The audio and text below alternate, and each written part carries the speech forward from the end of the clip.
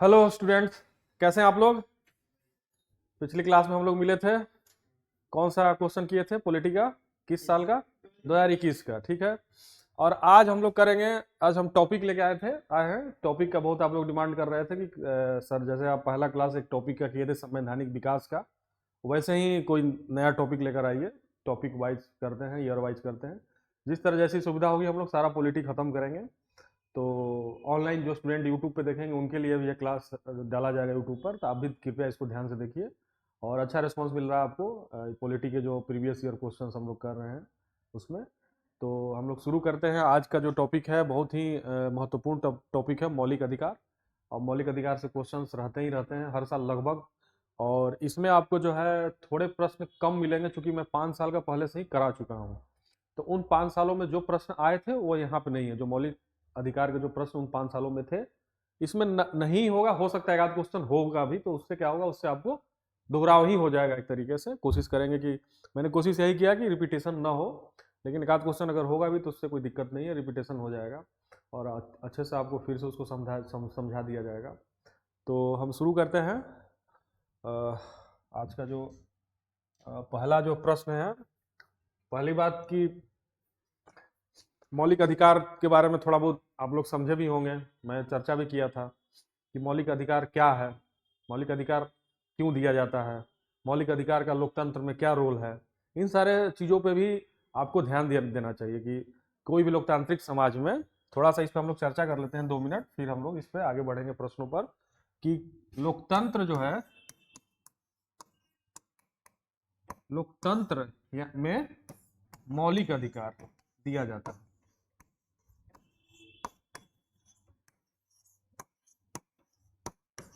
क्यों दिया जाता है? कि लोगों का सही से विकास हो।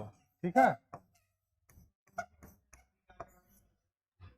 लोगों का विकास हो। सीधी सी बात है कि आपको अगर मौलिक अधिकार नहीं दिया गया होता तो आपका डेवलपमेंट कैसे होता। मौलिक अधिकार में आप जानते हैं कि स्वतंत्रता का अधिकार है, समानता का अधिकार है, कई अधिकार है, 6 अधिकार है कुल मिला जुला के। कहीं बसने की स्वतंत्रता भी है, बोलने की स्वतंत्रता भी है। तमाम ये अधिकार आपको इसलिए दिए गए हैं कि आपका सर्वांगीण विकास हो, चौतरफा विकास हो। ठीक है, और आप जो है अपने भारत जैसे लोकतंत्र में अपना योगदान दे पाए, बेहतर योगदान दे पाए, ताकि भारत का एक तरीके से विकास हो लोकतांत्रिक समाज का। तो लोकतंत्र में यही होता है कि मौलिक अधिकार दिया जाता है, और भारत में भी इसीलिए मौलिक अधिकार दिया गया। और ये अंग्रेजों के समय से ही डिमांड उठ रहा था। जब देखेंगे आप इतिहास अगर आप पढ़े होंगे, मॉडर्न इंडिया या कॉन्स्टिट्यूशनल हिस्ट्री जब पढ़े होंगे, तो 1920 तक आते आते काफी मौलिक अधिकार के डिमांड को रखा जा चुका था अंग्रेजों के समय, अंग्रेजों के समक्ष। वो धीरे धीरे प्रोग्रेसिव जैसे जैसे सोसाइटी हो रही थी, संवैधानिक विकास जैसे जैसे हो रहा था, आपके राइट को माना जा रहा था, आपके राइट को जो मूल अधिकार है आपको दिया जा रहा था। और आपको ये जान के आश्चर्य होगा कि भारत में जो वोटिंग का राइट है, यूनिवर्सल वोटिंग राइट दिया गया था। आप लोग को थोड़ा सा मतलब बैकग्राउंड में ले जा समझाने के उद्देश्य से कि आप लोग को कितना हो सकता है आप लोग को पता भी हो, लेकिन भारत में पता है कि यूनिवर्सल वोटिंग राइट दिया गया था।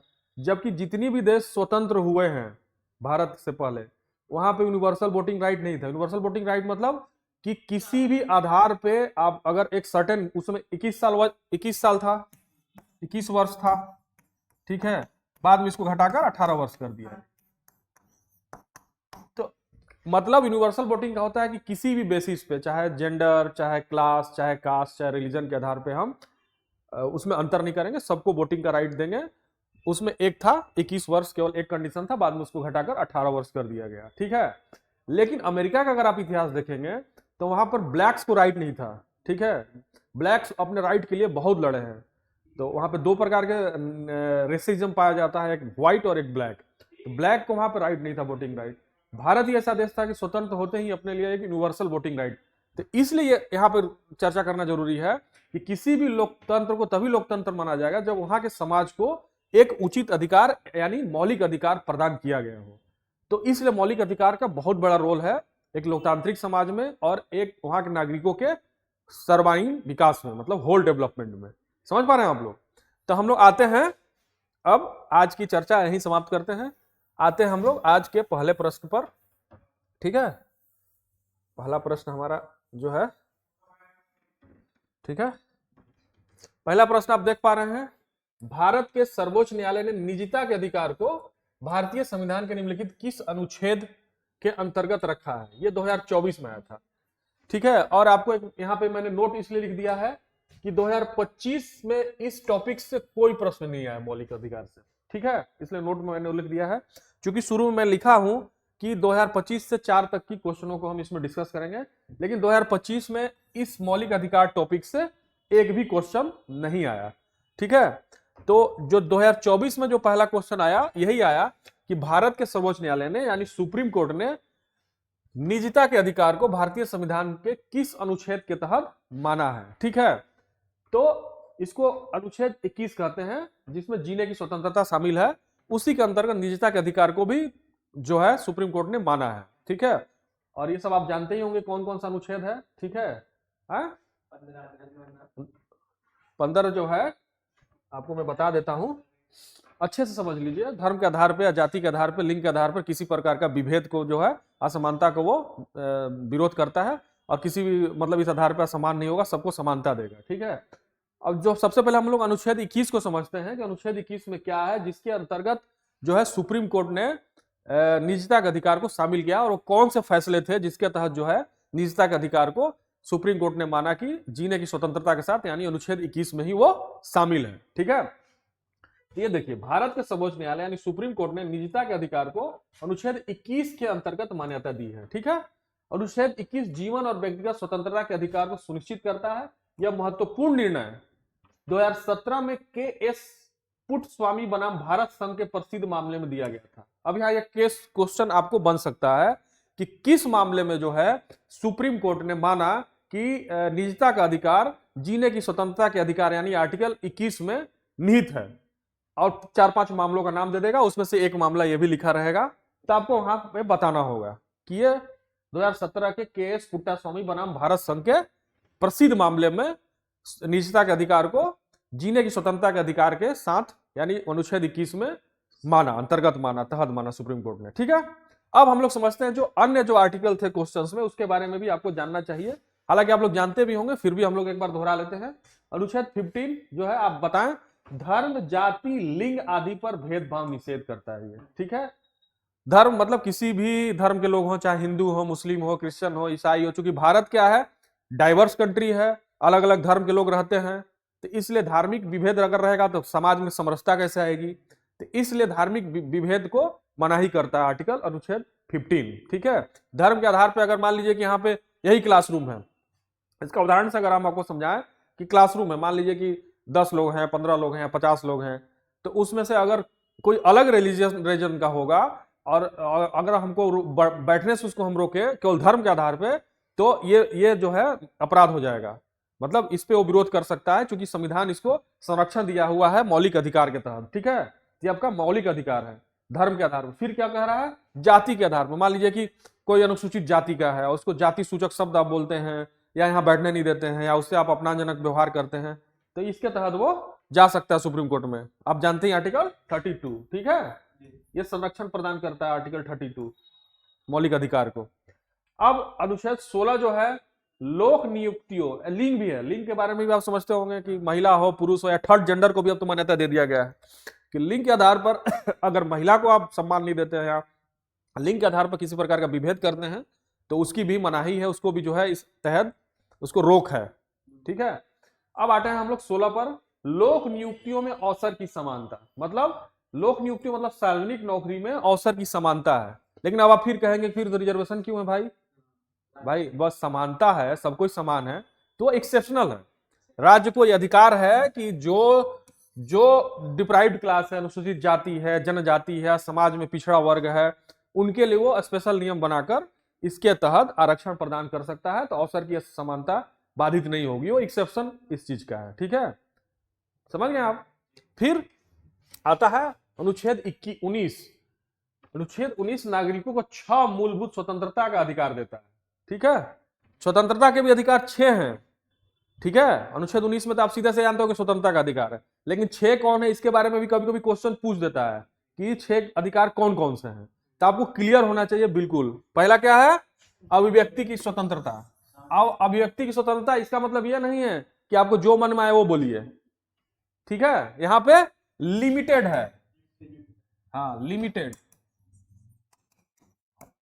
इसमें प्रतिबंध है युक्ति युक्त, उसमें बहुत सारे कंडीशन है कि आप जो है कुछ ऐसी भाषा नहीं बोलेंगे जिससे हाँ किसी प्रकार की अव्यवस्था उत्पन्न होने का चांस हो, तो उस आधार पर सरकार आप पर रोक लगा सकती है। अभिव्यक्ति की स्वतंत्रता के अंतर्गत ही प्रेस की स्वतंत्रता भी निहित है। प्रेस के लिए अलग से कोई नियम नहीं बनाया गया, इसी के तहत जो है प्रेस की स्वतंत्रता भी शामिल है अभिव्यक्ति की स्वतंत्रता के अंतर्गत, इसको फ्री स्पीच कहते हैं। उसी प्रकार शांतिपूर्ण सभा करने का भी आपको अधिकार है, ठीक है। लेकिन अब शांतिपूर्ण सभा करने का ही अधिकार, इसका मतलब नहीं कि आप वहां पर दंगा मचाएंगे, हालांकि इसके लिए भी परमिशन लेना पड़ता है लोकल अथॉरिटी से, आप कहीं सभा करना चाहते हैं तो। लेकिन अगर शांतिपूर्ण सभा कर रहे हैं तो आपको संविधान में अधिकार दिया गया है, ठीक है। उसी प्रकार से जो है संगठन या संघ बनाने का स्वतंत्रता आपको मिला हुआ है कि आप जो है संघ या बना सकते हैं। ये सब मैं इसलिए समझा रहा हूं कि इस तरह के क्वेश्चंस बनते हैं, ठीक है। और भारत में स्वतंत्र रूप से घूमने का अधिकार, ठीक है, लेकिन इसमें भी कुछ एक्सेप्शन सरकार बना सकती है। जैसे आपको नॉर्थ ईस्ट में जो है आपको एक स्पेशल परमिट लेना पड़ता है, कुछ एरियाज हैं वहां पे, ठीक है, जहां पे आपको स्पेशल परमिट लेकर वहां जाना पड़ता है, लाइन पता नहीं उसको क्या कहते हैं उसके लिए। हाँ कुछ नॉर्थ ईस्ट में ऐसे एरिया है, तो सरकार के उसमें है कि कुछ एरिया को नोटिफाइड कर सकती है जहां जो है सुरक्षा से संबंधित कुछ दिक्कत है। लेकिन इसके बावजूद भी आपको कहीं भी फ्री घूमने की स्वतंत्रता है, चाहे बिहार के हो, चाहे झारखंड के हो, चाहे जो है आप तमिलनाडु के हो, तमिलनाडु के हैं तो आप यूपी में घूमिए, यूपी के हैं तो तमिलनाडु में घूमिए, बिहार के हैं तो उत्तर प्रदेश में घूमिए, दिल्ली में घूमिए। आप ही लोग में से कितने लोग बिहार से होंगे, कितने लोग उत्तर प्रदेश से होंगे, क्योंकि हिंदी भाषी ज्यादातर तैयारी करने वाले इन स्टेट से ही आते हैं। तो आप दिल्ली में रह रहे हो कि ना, कोई पूछ रहा है आपसे कि आप भाई क्यों यहाँ घूम रहे हो। तो ये स्वतंत्रता, ये आपको संविधान गारंटी देता है, और इसकी रक्षा कौन करता है? न्यायालय रक्षा करता है, ठीक है। अगर अगर जो है सरकारी अथॉरिटी आपके स्वतंत्रता को बाधित करती है तो आप न्यायालय में सीधे जा सकते हैं, तो इसकी गारंटी न्यायालय ही देता है। तभी जो है सरकार जो है किसी प्रकार से जो है तानाशाही व्यवस्था ना उत्पन्न हो पाए। तानाशाही भाई अगर आपकी स्वतंत्रता को बाधित करेगी तो फिर तानाशाही व्यवस्था हो जाएगी, तो इसकी गारंटी हमारा संविधान देता है। संविधान का व्याख्या कौन करता है? न्यायालय करता है, इसलिए आप न्यायालय में डायरेक्ट जा सकते हैं। इस सारा चैनल को आप समझिए, ठीक है। और कोई भी जो है बसने की अधिकार, आप जैसे मान लीजिए एक्सेप्शन कुछ हो सकता है, जम्मू एंड कश्मीर है या पहाड़ी एरिया है, लेकिन इसके बावजूद भी आप बिहार के हैं तो दिल्ली में जमीन खरीद के बस गए हैं। आप दिल्ली की आबादी आप लोग जानते ही होंगे कि मतलब रफली डाटा है, अब एग्जैक्ट डाटा नहीं है, लेकिन लोग अंदाजा लगाते हैं कि दिल्ली में करीब 40% आबादी जो है बिहार का है, ठीक है। और भी जो लोग हैं बाहर कहीं ज्यादातर यहाँ तक बसे हुए हैं। तो ये किसके तहत मिला हुआ स्वतंत्रता? ये सब सारे उदाहरण को आपको समझना चाहिए। इसी के तहत मिला हुआ है कि कहीं भी बसने की स्वतंत्रता अधिकार जो हमको संविधान गारंटी करता है, उसी के तहत आप कहीं भी बस सकते हैं। उसी प्रकार कोई भी पेशा व्यवसाय अपनाने की स्वतंत्रता आपको मिली हुई है, ठीक है। इसके अलावा इसका मतलब यह नहीं कि खतरनाक चीजों का आप व्यवसाय कर लें, ठीक है। उसके लिए भी कुछ नियम कानून होता है, जो जैसे मान लीजिए कि ज्वलनशील पदार्थ है, उसके लिए स्पेशल कंडीशन है, आपको लोकल अथॉरिटी से बहुत सारे चीज का परमिशन लेना पड़ेगा।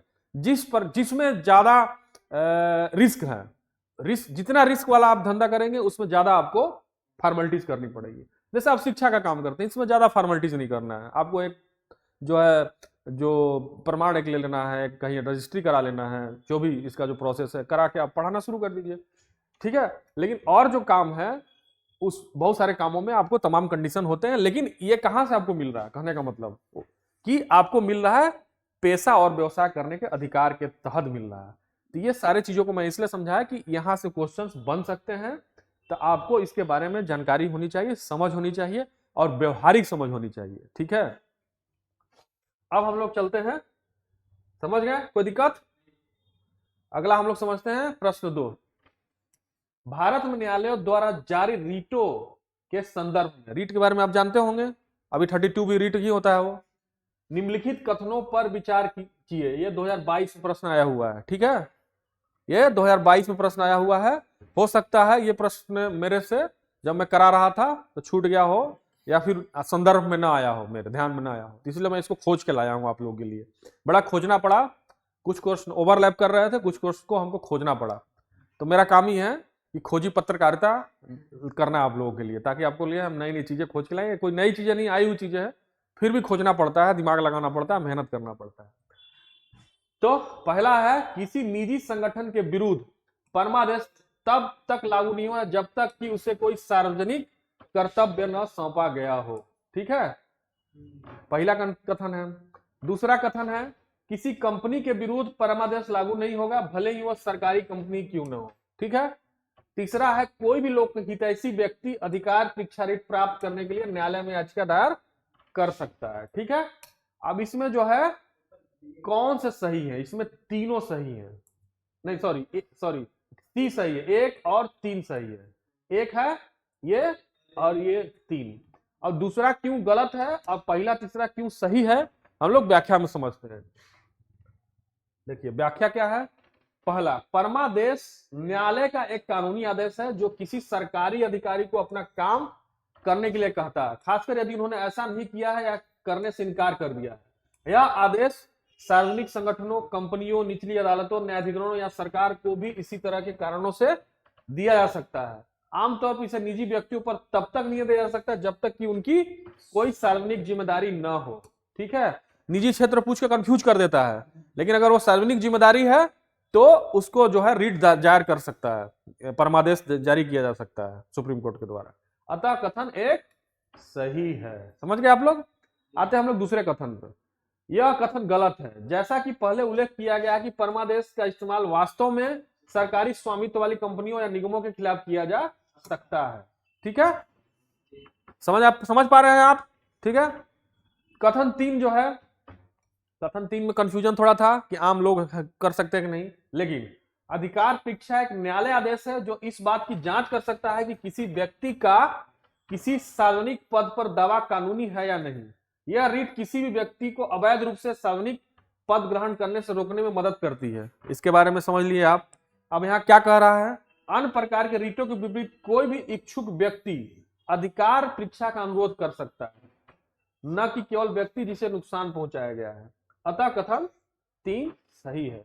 तो ये सब टेक्निकल अंतरों को आपको समझना चाहिए, नहीं तो आप गलत करके आ जाएंगे। आ गया समझ में। आप लोग प्रश्न एक बार और देख लीजिए, ध्यान से देख लीजिए। ठीक है, ये कथन क्यों गलत हो गया, क्योंकि वो सरकारी कंपनी है, उस पर लागू होगा ही होगा। ठीक है, यहां कह रहा लागू नहीं होगा, इसलिए कथन गलत हो गया। अब बाकी तो सीधे सीधे हैं। ठीक है, आगे बढ़ते हैं हम लोग। तीसरा जो है निषेधाज्ञा रीट सर्वोच्च न्यायालय या उच्च न्यायालय द्वारा जारी किया गया एक आदेश है, 2024 में आया है प्रश्न। ठीक है, हाँ? रीट से इसलिए पूछता है कि रीट में अक्सर लोग कंफ्यूज रहते हैं रीट में। ठीक है, तो 4 प्रकार की रीट है, चारों प्रकार में आप कंफ्यूज होते हैं, तो उसको अच्छे से क्लियर कर लीजिएगा आप लोग। अधिकार परीक्षा में आम लोग भी कर सकते हैं, वैसे व्यक्ति नहीं कि जिसे मान लीजिए कि अधिकार परीक्षा में आप नौकरी गलत पा गए हैं, ठीक है, और उनको जो है आपत्ति है, तो इसके खिलाफ वो डाल सकता है। ये नहीं कि जिसको नुकसान पहुंचा रहा है वो व्यक्ति वही डाल सकता है, हम भी डाल सकते हैं। तो ये अंतर आपको पता होना चाहिए, वही उस अंतर को वहां जिसको नहीं पता होगा वो लगा देगा, कहेगा ये तो गलत है। हाँ, समझ रहे हैं आप देखिए, निषेधाज्ञा किसी सरकारी अधिकारी को किसी विशेष कार्रवाई करने से रोकने के लिए। ठीक है, ये गलत है। संसद विधानसभा को निषेध पर कानून पारित करने के लिए भी गलत है। निचली अदालत को किसी मामले में कार्रवाई करने से रोकने के लिए, मतलब कि इसमें जो है निचली अदालत को ऊपरी अदालत यानी हाई कोर्ट या सुप्रीम कोर्ट ये रीट जो है जारी करती है सबऑर्डिनेट कोर्ट को। सबऑर्डिनेट कोर्ट में कौन कौन सा आ गया, अधीनस्थ न्यायालय आ गया। ठीक है, उसमें जिला कोर्ट आ गया, डिस्ट्रिक्ट कोर्ट, तो इसलिए सी होगा, ये सीधा सीधा है, डी भी गलत है। ठीक है, तो इसका ऑप्शन, इसका जो है व्याख्या भी देख लेते हैं। निषेध रीट सर्वोच्च न्यायालय या उच्च न्यायालय द्वारा जारी किया गया एक कानूनी आदेश है। यह आदेश निचली अदालत को निर्देशित होता है या निचली अदालत को किसी भी मामले में जारी रखने से रोकता है। अब मान लीजिए कि निचली अदालत में कोई मामला है तो ऐसा रिट जारी कर देगा सुप्रीम कोर्ट या हाई कोर्ट, तो वो मामला को वही रोक दिया जाएगा। ठीक है, ये पावर है सुप्रीम कोर्ट को, इसके तहत निचली अदालत को ये इसके तहत देता है। इस निषेधाज्ञा का कारण यह है कि निचली अदालत एक ऐसे मामले को देख रही है जो उसके अधिकार क्षेत्र से बाहर है। इसका कारण यह भी है कि अगर अपने अधिकार क्षेत्र से ऐसे मामलों को देख रही है और इसके खिलाफ कोई हाईकोर्ट या सुप्रीम कोर्ट में चला गया तो आदेश पारित कर देगी वो अपने न्यायालय को। इसी को कहा जाता है निषेध रीट। ठीक है, निषेधाज्ञा रीट या निषेध रीट जो भी है, आप लोग समझ गए। अब हमारा जो है चौथा जो है ये थोड़ा करंट से है, इसीलिए मैं कहता हूं ये उस समय के लिए करंट से है जब ये हुआ है। तो ये इसलिए मैं आपको ये बताता हूं कि करंट का क्या रोल है। इस क्वेश्चन को दिखा के मैं आपको बताना चाहता हूं कि करंट से भी जो एक्ट पारित होता है, जो अधिनियम पारित होते हैं उस वर्ष, या कोई बिल पारित होता है तो उसके बारे में आपको जानकारी रखनी चाहिए, ठीक है।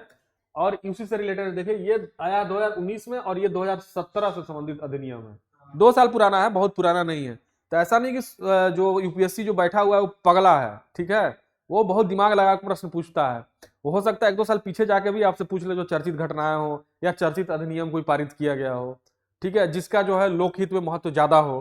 तो ऐसे भी आपको पहचानना है प्रश्नों को, ऐसे भी आपको देखना है कि पिछले 2 वर्षों में किस तरह के अधिनियम पारित किए गए हैं, कौन से ऐसे आर्टिकल पारित किए गए जिनका जो है ज्यादा व्यापक प्रभाव पड़ा, या फिर उसमें कुछ विवाद अगर हुआ हो, किसी प्रकार का कोई कॉन्फ्लिक्ट हुआ हो, ठीक है। तो यहाँ कहने का मतलब हमारा यही था कि इस तरह के प्रश्न पूछते हैं। अब हम लोग प्रश्न पे आते हैं। देखिए, मातृत्व लाभ संशोधन अधिनियम 2017 के संबंध में निम्नलिखित में से कौन से कथन सही है? 2019 में आया हुआ प्रश्न है, ठीक है। पहला है, गर्भवती महिलाएं प्रसव पूर्व 3 महीने और प्रसव पश्चात 3 महीने के सवेतना अवकाश की हकदार है, यानी 6 महीने के, ठीक है, पहले कथन के हिसाब से 6 मंथ, ठीक है। दूसरा कह रहा है, क्रेच वाले उद्यमों को मां को प्रतिदिन कम से कम 6 बार क्रेच जाने की अनुमति देनी होगी। मतलब क्रेच होता है कि एक ऐसी सुविधा जहां बच्चे को रखा जा सके, जहां पे सुविधाएं रहती है, बड़ी बड़ी कंपनियों में इस तरह की सुविधा होती है। अगर वहां पे ये सुविधा है तो मां को प्रतिदिन कम से कम 6 बार क्रेच जाने की अनुमति होगी। ये देखिए 6 बार, इस पे ध्यान दीजिए, ठीक है। 2 बच्चों वाली महिलाओं को कम अधिकार मिलते हैं, ठीक है। तीनों स्टेटमेंट आप लोग समझ गए कि पहला स्टेटमेंट कह रहा है कि गर्भवती महिलाओं को इस अधिनियम के तहत जो सुविधा दी गई, ठीक है, मातृत्व लाभ संशोधन अधिनियम 2017 के तहत जो रोजगार जो कर रही है महिलाएं उनके लिए है ये, ठीक है। अब मान लीजिए गर्भवती महिलाएं हैं तो प्रसव पूर्व मतलब 3 महीने, जब मान लीजिए कि उसका प्रसव का डेट है मान लीजिए कि नवंबर, तो नवंबर से पहले 3 महीना, ठीक है, यानी कि सितंबर अक्टूबर, यानी कि अगस्त सितंबर अक्टूबर छुट्टी। और फिर जब मान लीजिए नवंबर में उसका बच्चा हो गया तो उसके बाद भी फिर 3 महीना, तो ये 6 महीना की छुट्टी का प्रावधान पहले स्टेटमेंट के हिसाब से कह रहा है ये। दूसरा स्टेटमेंट कह रहा है कि क्रेच वाले उद्यमों में मां को प्रतिदिन, मतलब जो गर्भवती मां है, जो बच्चा दे चुकी है और अब मतलब बच्चा को जन्म दे चुकी है और वो बच्चे के साथ ऑफिस जा रही है, तो वहां क्रेच की सुविधा है, तो वो क्रेच में अपने बच्चे को देखने के लिए दिन भर में कम से कम 6 बार वो जाने का उसका अलाउ होगा इस अधिनियम के तहत। और तीसरा जो कह रहा है इसमें स्टेटमेंट कि 2 बच्चों वाली महिलाओं को कम अधिकार मिलते हैं, यानी जिन महिलाओं को 2 बच्चे हो गए हैं, मतलब फर्स्ट बच्चा में ये सुविधाएं सारा मिल गया, दूसरा बच्चा जब हुआ तो उनकी सुविधाएं कम कर दी गई इस अधिनियम के तहत। ये तीनों कथन कह रहा है। तब इसमें से कौन सा सही है? कह रहा है कि तीनों सही है, नहीं एक सही है, केवल 3, ठीक है। बाकी में कुछ टेक्निकल गलतियां होंगी, उस टेक्निकल गलतियों को आपको पकड़ना होगा। यहाँ 6 महीना कह रहा है, 3 महीना पहले, 3 महीना बाद, यहाँ 6 बार कह रहा है। और इस ये है कि सीधा सीधा है कि 2 बच्चों वाली मां को अधिकार कम मिलते हैं। अब क्या कम अधिकार मिलते हैं हम लोग व्याख्या में देखेंगे, ठीक है। उत्तर जो है सी होगा। अब हम लोग व्याख्या देखेंगे तो स्पष्ट हो जाएगा कि क्या चीजें हैं। देखिए, कथन 1, संशोधन अधिनियम 2017 के अनुसार कुल 26 सप्ताह 6.5 महीने का मातृत्व अवकाश मिलता है, ठीक है। 6.5 महीने का कुल मिलता है, तो कुल उसमें 6 महीने का है, तो इसे भी गलत हो गया वो। अब आगे इसका हम टेक्निकलिटी को समझते हैं, आपको आगे काम देगा। जब इस अधिनियम के बारे में कुछ प्रश्न अगर आप कहीं बनता है तो इसके टेक्निकल पक्ष को आप लोग समझ लीजिए, वो आपको काम देगा। क्योंकि कोई जरूरी नहीं कि यही स्टेटमेंट उठा के पूछे, अलग स्टेटमेंट भी दे देता है कभी कभी। तो इसमें 8 सप्ताह तक प्री नेटल प्रसव पूर्व 8 सप्ताह अवकाश शामिल हो सकता है। प्रश्न में 3 महीने प्लस 3 महीने इक्वल टू 6 महीने लिखा है, जबकि कानून में 26 सप्ताह यानी 6 महीने है। प्री नेटल 8 सप्ताह तक सीमित है, इसलिए कथन 1 गलत है। इसके तहत आप लोग समझ लीजिए, कभी कभी सप्ताह का भी दे देगा कि कितने वीक रहता है, बस उसमें ऐसे दे देगा उठा के कि संशोधन अधिनियम, मातृत्व संशोधन अधिनियम जो है, मातृत्व लाभ संशोधन अधिनियम 2017 के अनुसार कितने सप्ताह का प्री नेटल यानी प्रसव पूर्व जो है छुट्टी मिलती है, या स्टेटमेंट उठा के दे देगा कि 10 सप्ताह तक प्री नेटल सुविधा है, जबकि 8 सप्ताह है, ठीक है। प्री नेटल मतलब प्रसव पूर्व। तो ये सब कथन को आपको पकड़ना है। दूसरा कथन है, अधिनियम के अनुसार क्रेच सुविधा वाला संस्थान महिला को दिन में 4 बार क्रेच जाने की अनुमति देते हैं। इसमें आराम के लिए एक अतिरिक्त विजिट शामिल है, और उसमें क्या कह रहा था 6 बार है। तो ये आपको देखिए कितना डीपली जाके प्रश्न पूछता है यूपीएससी, इतना तो कोई नहीं दिमाग लगाता है कि 4 बार है कि 6 बार है। आए उस कानून को जानने वाला ही उसको समझ सकता है। लेकिन फिर भी आपको ध्यान रखना है ज्यादा से ज्यादा, ताकि आपसे प्रश्न न छूटे। ठीक है, प्रश्न आप ज्यादा से ज्यादा करें, ज्यादा करेंगे तो आपको क्वालिफाई करने के चांसेस बढ़ जाएंगे। कुछ प्रश्न तो छूटेंगे ही, सबसे छूटते हैं, लेकिन जो हो सकते हैं, जो आपके प्रयास से किए जा सकते हैं, उसको किया जाना चाहिए। इस तरह के फैक्ट्स, टेक्निकल चीजों को समझना चाहिए। जहां 6 कर रहा था 4 हो गया सीधे। ठीक है, अब देखिए, जिन महिलाओं को 2 से अधिक बच्चे, उन्हें केवल 12 सप्ताह तक मातृत्व अवकाश मिलता है, जबकि 1 या 2 से कम बच्चों की स्थिति में 26 सप्ताह का अवकाश मिलता है। इसलिए कथन 3 सही है। तो दोनों कथन जो है आपको गलत था और कथन 3 सही था, क्योंकि उसमें कह रहा था कि जिनके बच्चे 2 हैं उनको सुविधाएं कम मिलती हैं। तो सीधा सीधा है भाई कि उनको 12 सप्ताह का मिलता है, और जिनके 1 या 2 बच्चे, एक या 2 से कम बच्चे हैं, उनको जो है क्या नाम है कि 26 सप्ताह का अवकाश मिलता है। तो ये अंतर था, समझ गए आप लोग? क्लियर? ठीक है, आगे बढ़ते हैं। अब हमारा जो है 5वां प्रश्न आ गया। मौलिक अधिकारों के अलावा भारत के संविधान का निम्नलिखित में से कौन सा भाग मानवाधिकारों की सार्वभौमिक घोषणा 1948 के सिद्धांतों और प्रावधानों को प्रतिबिंबित करता है? 2020 में प्रश्न आया था। मानवाधिकारों का सार्वभौमिक घोषणा, universal right of universal declaration of human rights, इसको कहते हैं। अब आपको यहां पे थोड़ा समय ले जाऊंगा प्रश्न पे जाने से पहले, कि ह्यूमन राइट और फंडामेंटल राइट यानी मानव अधिकार और मूल अधिकार यानी मौलिक अधिकार में क्या डिफरेंस होता है? कभी आप लोगों ने विचार किया है कि मानव अधिकार, और यहां पे मानव अधिकार से प्रश्न आया है डिक्लेरेशन में, उससे हमारे संविधान में कह रहा है कि कौन से जो है उसके प्रावधानों और सिद्धांतों को प्रतिबिंबित करता है, जो हमारे संविधान में शामिल किए गए हैं। ठीक है, तो इससे पहले आपके मन में सवाल आना चाहिए कि भाई फंडामेंटल राइट तो हम लोग समझते हैं, ये ह्यूमन राइट्स कौन सा चिड़िया का नाम है, कौन सा फैक्ट है? आपके मन में सवाल आना चाहिए। तार्किक, भाई मनुष्य क्या होता है? तार्किक होता है। और सिविल सर्विसेज की अगर आप तैयारी कर रहे हैं तो आपको और तार्किक होना पड़ेगा, आपको और तर्क वितर्क के बारे में सोचना पड़ेगा, और जो है आपको रैशनल होना पड़ेगा। ठीक है, तो अभी कभी आप दिमाग लगाए हैं कि ह्यूमन राइट्स क्या होता है, फंडामेंटल राइट्स क्या? इस तरह के अंतर को, इस तरह के टेक्निकल अंतर को आपको समझना चाहिए और जानना भी चाहिए, तभी आप एक अच्छे सिविल सर्वेंट बनेंगे। क्योंकि अगर आप सिविल सर्वेंट जब बन जाएंगे, जब जिले में एसपी बन जाएंगे तो फंडामेंटल राइट और ह्यूमन राइट को आपको समझे बिना कैसे काम करेंगे? आप कभी देखे हैं कि कितना भी बड़ा अपराधी हो, सबसे बड़ा अपराधी, कितना बड़ा अपराधी, चाहे जितना बड़ा हीनियस क्राइम किया हुआ हो, ठीक है, उसको देखते होगा कि जब प्रेस के सामने लाता है तो उसको मुंह ढकने का अधिकार है वो। ठीक है, हालांकि साबित नहीं हुआ है, लेकिन पकड़ा गया है ना संदेह के आधार पर, चाहे तो अपना मुंह उसको दिखाने से मना कर सकता है, लेकिन वो उसका मानव अधिकार है, उसका ह्यूमन राइट है। पुलिस के साथ भी रहता है तो अपना मुंह ढक लेता है, देखते हो, कुछ नहीं तो रुमाल बांध लेगा, कुछ नहीं तो कुछ भी कर लेगा। उसके पहचान को जग जाहिर नहीं किया जा सकता है, चाहे वो अपराधी हो, चाहे वो जो अपराध का शिकार व्यक्ति हो, पीड़ित व्यक्ति हो, दोनों के पहचान को जग जाहिर नहीं किया जा सकता। ये उसका ह्यूमन राइट है, फंडामेंटल राइट नहीं है, ह्यूमन राइट है। इसीलिए ये प्रश्न मन में उठना चाहिए कि भाई ये क्यों जो है छुपा के रखते हैं अपना चेहरा, पुलिस क्यों नहीं रोकती है उसको? क्योंकि उसको वो ह्यूमन राइट, और भारत ह्यूमन राइट का हस्ताक्षर करता है। 1948 जो डिक्लेरेशन है, 1948 में जो डिक्लेरेशन यूनाइटेड नेशन ने किया था, उसका जो है भारत जो है हस्ताक्षर करता है। तो हस्ताक्षर करता होने के नाते जो ह्यूमन राइट्स होगा वो सबको मिलेगा। ये तो पहला उदाहरण आपको मैं दिया। दूसरा उदाहरण अंतर यह है फंडामेंटल राइट और ह्यूमन राइट में, कि ह्यूमन राइट केवल निवासियों को मिलता है, सॉरी, फंडामेंटल राइट जो उस देश के नागरिक है उसी को मिलता है, लेकिन ह्यूमन राइट उसको मिलेगा चाहे कोई भी ह्यूमन हो, उसमें अंतर नहीं किया जाएगा। इवन वो पागल भी होगा तो उसको ह्यूमन राइट्स मिलेगा। आप पागल हो जाएंगे तो आपको वोटिंग का राइट नहीं मिलेगा, हो सकता है रोक दिया जाए कि भाई आप तार्किक ही नहीं हो, कैसे आप वोट दोगे, किसको पहचानोगे कि कौन सरकार क्या कर रही है? लेकिन ह्यूमन राइट्स हो तो आपको मुंह ढकने का दिया जाएगा, आपको खाना खाने का दिया जाएगा, आपको ये सब ह्यूमन राइट्स है, बेसिक्स। ठीक है, आपको जीने दिया जाएगा। ठीक है, आपके वोटिंग राइट को छीना जा सकता है, लेकिन आपके जीने की स्वतंत्रता को नहीं छीना जा सकता है, आपको मुंह ढकने की स्वतंत्रता से नहीं छीना जा सकता है। तो बस अंतर इतना समझिए कि ह्यूमन राइट इसलिए ह्यूमन राइट है कि इसलिए दिया जाता है, केवल मानव होना ही मात्र इसका कंडीशन है कि अगर आप मानव हैं तो आपको ह्यूमन राइट्स दिया जाएगा। और फंडामेंटल राइट के लिए हर देश में अलग अलग कानून है, हर देश में जो है अलग अलग सिस्टम है, उस देश का नागरिक होना जरूरी है, तभी आपको फंडामेंटल राइट मिलेगा। ठीक है, समझ गए आप?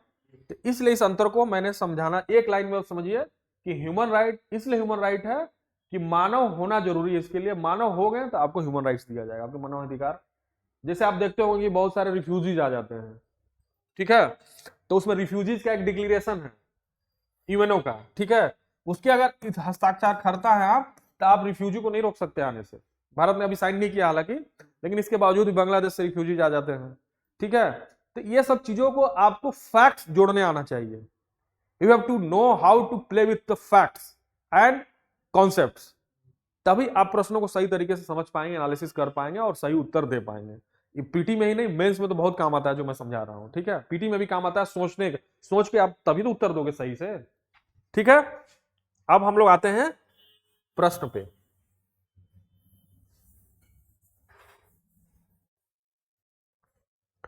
अब हमारा प्रश्न क्या है? हाँ, अब आप लोगों ने प्रश्न तो समझ लिया कि इस घोषणा के आधार पर कौन सा मौलिक अधिकार तो है, मौलिक अधिकार तो उस पर आधारित है, लेकिन उसके अलावा भी संविधान में कोई संविधान में कोई ऐसी चीजें हैं क्या जो ह्यूमन राइट डिक्लेरेशन पर आधारित है? तो उसको मैं समझते हैं। देखिए, पहला तो दे रहा प्रस्तावना, प्रस्तावना होता है प्रियम्बल, उद्देशिका। दूसरा राज्य नीति निर्देशक तत्व यानी डीपीएसपी, ठीक है, डायरेक्टिव प्रिंसिपल ऑफ स्टेट। आप लोग को इंग्लिश में भी नाम जानना चाहिए, ये नहीं कि खाली हिंदी में याद करके बैठे हुए हैं, इंग्लिश को भी जानना चाहिए। नहीं तो अगर आप प्रश्न करने जाएंगे, बहुत सारे ऐसा ट्रांसलेशन में आपको बता रहा था ना कि कुछ ऐसा ट्रांसलेशन कर देगा यूपीएससी कि आपको समझ में नहीं आएगा हिंदी वाला, लेकिन इंग्लिश वाला अगर पता रहेगा तो आप देख लेंगे। इंग्लिश के एक ही टेक्निकल वर्ड है, हिंदी की तरह नहीं चार। अब जैसे इसी को उद्देशिका भी कहा जाता है, प्रस्तावना भी कहा जाता है, ठीक है। मौलिक अधिकार को कहीं मूल अधिकार लिखा रहेगा, कहीं मौलिक अधिकार लिखा रहेगा, तो आप दोनों जानते हैं इसलिए आप समझ पा रहे हैं। लेकिन उसके लिए केवल एक ही इंग्लिश में फंडामेंटल राइट, प्रियम्बल के लिए एक ही, प्रस्तावना के लिए एक ही प्रियम्बल। तो उस सब को देखिए, इतना टेक्निकल वर्ड है, हिंदी में टेक्निकल वर्ड की कमी के कारण एक एक वर्ड का चार चार तरीके से व्याख्या है। मौलिक कर्तव्य, फंडामेंटल ड्यूटीज, तब अब इसमें आप समझिए इसको एफडी, फंडामेंटल ड्यूटीज। नीचे दिए गए कूट का प्रयोग कर सही उत्तर चुनिए। इसका कह रहा है डी, मतलब तीनों सही है, यानी प्रस्तावना में भी इसके तत्वों को शामिल किया गया है, ह्यूमन राइट डिक्लेरेशन को, मौलिक कर्तव्य में भी शामिल किया गया ह्यूमन राइट डिक्लेरेशन को, और जो है राज्य नीति निर्देशक सिद्धांत यानी डायरेक्टिव प्रिंसिपल ऑफ स्टेट में भी शामिल किया गया है। अब कैसे शामिल किया गया हम लोग व्याख्या में समझते हैं, ठीक है। देखिए, व्याख्या क्या है? मानवाधिकारों की सार्वभौमिक घोषणा की प्रस्तावना में व्यक्ति की गरिमा का उल्लेख है। भारतीय संविधान की प्रस्तावना स्थिति और असर की समानता, व्यक्ति की गरिमा और एकता और अखंडता को सुनिश्चित करने की बात करती है, अतः विकल्प एक सही है। भाई, अवसर की समानता की बात, भाई हमारा क्या प्रस्तावना, क्या संविधान का आईना है, ऐसे समझिए। प्रस्तावना को क्या कहा गया है? संविधान की कुंजी है। तो उस अब हमारा प्रस्तावना इतना उदात्त और इतना तरीके से लिखा गया है कि अगर प्रस्तावना अच्छे समझ जाएंगे तो आपको मोटा मोटी संविधान में क्या समझ में आ जाता है। वो एक आईना है, कुंजी है। तो अगर हमारे संविधान के मौलिक अधिकारों में शामिल किया गया तो प्रस्तावना में ऑटोमेटिक को शामिल किया गया होगा, क्योंकि प्रस्तावना भी एकता अखंडता को सुनिश्चित करने की बात करता है, व्यक्ति की गरिमा यानी डिग्निटी की बात करता है। तो इस आधार पर आप ऑटोमेटिक उत्तर को आप निकाल लेंगे कि ये जो है प्रस्तावना जो है सार्वभौमिक घोषणा की बात उस पर आधारित होगा जरूर, ठीक है। कुछ चीजें जो है अपना कॉमन सेंस लगा के भी उत्तर खोजा जाता है। दूसरा है मानवाधिकारों की सार्वजनिक घोषणा, अनुच्छेद 23 में कार्य के अधिकार का उल्लेख है, ठीक है। भारतीय संविधान के अनुच्छेद 41 डीपीएसपी में शीर्षक के अधीन इसी प्रकार की अवधारणा का उल्लेख है, अतः विकल्प 2 सही है, ठीक है। डीपीएसपी से ऐसे जोड़ के आप देख लेंगे। मानवाधिकारों की सार्वभौमिक घोषणा के अनुच्छेद 29 में कर्तव्यों का उल्लेख है, इसी प्रकार की एक अवधारणा 42वें संविधान संशोधन अधिनियम 1976 द्वारा संविधान के 4A अनुच्छेद 51A के अंतर्गत भारतीय संविधान में सम्मिलित की गई थी, यानी फंडामेंटल ड्यूटीज, वो भी उस पर आधारित है, अतः विकल्प 3 सही है। इस आधार पे आप लोग समझ गए। पहले तो मैंने समझाया कि मानवाधिकार क्या है, फिर मानवाधिकार की घोषणा के तहत ये चीजें हमारे संविधान में सम्मिलित है और इसके कॉन्सेप्ट को आप समझते भी हैं। जैसे प्रस्तावना को समझते हैं, मानवाधिकार की जो कार्य की बात की गई है वो हमारे यहाँ शामिल है डीपीएसपी में, ठीक है, 41 में। उसी प्रकार जो है हमारा 42वें संविधान संशोधन द्वारा जो है 51A के अंतर्गत जो है हमारा फंडामेंटल ड्यूटीज शामिल किया गया, उसी पर आधारित है। तो इस तरह प्रश्न का उत्तर आप लोग समझ गए, डी होगा, 1 2 3 तीनों सही है। अब आते हैं हम लोग प्रश्न 6 पे। निजता के अधिकार को जीवन और व्यक्तिगत स्वतंत्रता के अधिकार के अभिन्न अंग के रूप में संरक्षित किया गया। ठीक है, ये प्रश्न अलग है, जोड़ के अब देखिए आगे क्या कह रहा है। भारत के संविधान में निम्नलिखित में से कौन सा कथन उपरोक्त कथन को सही और उचित रूप से दर्शाता है? ये 2018 में आया था प्रश्न। ठीक है, अब अनुच्छेद 14 संविधान के 42वें संशोधन के अंतर्गत प्रावधान, बी अनुच्छेद 17 भाग 4 में राज्य के नीति निर्देशक सिद्धांत, अनुच्छेद 21 और भाग 3 में गारंटीकृत स्वतंत्रताएं, और अनुच्छेद 24 और संविधान के 44वें संशोधन के अंतर्गत प्रावधान। इसमें जो सी है भारत के संविधान में ऊपर का जो कथन है उस कथन को व्याख्यायित करता है। भाई 21 में और भाग 3 में गारंटीकृत स्वतंत्रता है, तो जो उधर स्टेटमेंट है उस स्टेटमेंट को इसके तहत आप बता सकते हैं कि जीने की स्वतंत्रता है, उसी के अंदर हमारे गारंटीकृत स्वतंत्रता है, भाग 3 में ही तो दिया गया है संविधान के। बात खत्म। और इसकी हम लोग व्याख्या भी समझ लेते हैं। देखिए, सर्वोच्च न्यायालय ने निर्णय दिया कि निजता का अधिकार, पहला प्रश्न भी कुछ इसी से रिलेटेड था, ये थोड़ा अलग है, थोड़ा सा अलग है। 21 के अंतर्गत जीवन और व्यक्तिगत के स्वतंत्रता के अधिकार अभिन्न अंग के रूप में और संविधान के भाग 3 द्वारा प्रदत्त स्वतंत्रताओं का एक भाग के रूप में संरक्षित है, इसलिए विकल्प सी सही है। आप लोग तो समझ गए सीधा सीधा। और अन्य विकल्प कैसे गलत है वो अब समझ लीजिए, ये भी जानना चाहिए, तभी आप प्रश्न को, अगर आपको सही उत्तर नहीं पता है तो अगर एलिमिनेट करना जानते हैं ऐसे ही साधारण पे एलिमिनेट करके, तो आपको ऑटोमेटिक एक जो बच जाएगा वो सही हो जाएगा। तो इसलिए अन्य जो ऑप्शन है उसके बारे में भी बताया जाना चाहिए, उसके बारे में भी समझाया जाना चाहिए। खाली हमको उत्तर बताना होता तो हम यहाँ बता के बढ़ जाते हैं हम, लेकिन हम आगे आपको बताना चाह रहे हैं कि क्या क्या है, ताकि आपको एलिमिनेशन प्रोसेस से भी आप उत्तर खोज पाए। देखिए, समानता का अधिकार देता है अनुच्छेद 14, 42वां संशोधन अधिनियम 1976 लघु संविधान के रूप में जाना जाता है, इसलिए ये गलत है, उसकी व्याख्या नहीं कर रहा है। अनुच्छेद 17 के अस्पृश्यता के उन्मूलन से संबंधित है। अनटचेबिलिटी सुने होंगे आप, भारत जैसे देश में तो छुआछूत बहुत ज्यादा था, तो अनुच्छेद 17 में उसको शामिल करके अनटचेबिलिटी को अपराध घोषित कर दिया गया। ठीक है, यह समानता के अधिकार का एक भाग है। भाग 4 राज्य की नीति निर्देशक सिद्धांत में निजता का कोई उल्लेख नहीं है। अनुच्छेद 24 जो है कारखानों में आदि में बच्चों के नियोजन का निषेध करता है। भाई कारखाना में 24 के आधार पे आप जो है बच्चों को नहीं शामिल कर सकते हैं काम में जाने के लिए, उसमें रोक है। 44वां संविधान संशोधन क्या है?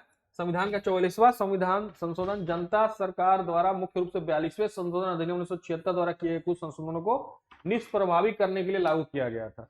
42वां संविधान संशोधन के बारे में अगर आप जानते होंगे तो उसको मिनी कॉन्स्टिट्यूशन कहा जाता है। आप लोगों को पता होगा कि अगर कोई पूछे कि कौन सा संविधान संशोधन को मिनी कॉन्स्टिट्यूशन, 42वें संविधान संशोधन में बहुत सारी चीजें ऐसी शामिल कर दी गई थी, उसको मिनी कॉन्स्टिट्यूशन कहा गया। तो जब 44th अमेंडमेंट 1976 तब लाया गया जब उसमें से कुछ प्रावधानों का हटाना था, ठीक है, डिलीट करना था उसको, तो इसलिए संशोधन लाया गया 40। तो इसलिए ये बता रहा है, तो ये तीनों जो है क्यों गलत है और पहला वो जो है विकल्प सी क्यों सही है वो आपको हमने बता दिया। ठीक है, कोई क्लियर, तो मतलब क्लियर है। अब देखिए हमारा जो है 7वां प्रश्न, भारतीय संविधान के किस अनुच्छेद में कहा गया है कि 14 वर्ष से कम आयु के किसी बच्चे को किसी कारखाने या खदान में काम करने के लिए नियोजित नहीं किया जाएगा, किसी अन्य खतरनाक रोजगार में नहीं लगाया जाएगा। ये 2004 में आया था और अभी हम लोग किए भी हैं इसको। ठीक है, अनुच्छेद 24 है इसका आंसर।